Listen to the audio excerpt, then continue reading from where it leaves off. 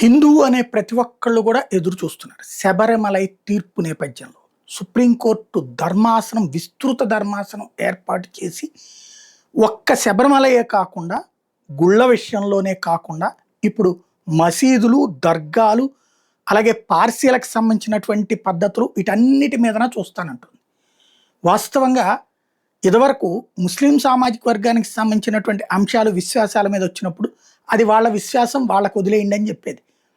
క్రైస్తవ అంశాలకు సంబంధించి వచ్చినప్పుడు వాళ్ళ విశ్వాసం వాళ్ళకు వదిలేయండి, దాంట్లో కోర్టులు ఎందుకు జోక్యం చేసుకుంటాయని చెప్పేది.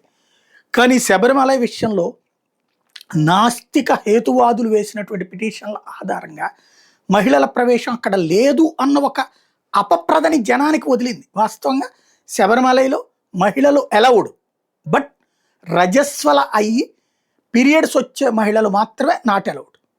అది వృద్ధులు అలౌడే, కన్యలు అలౌడే.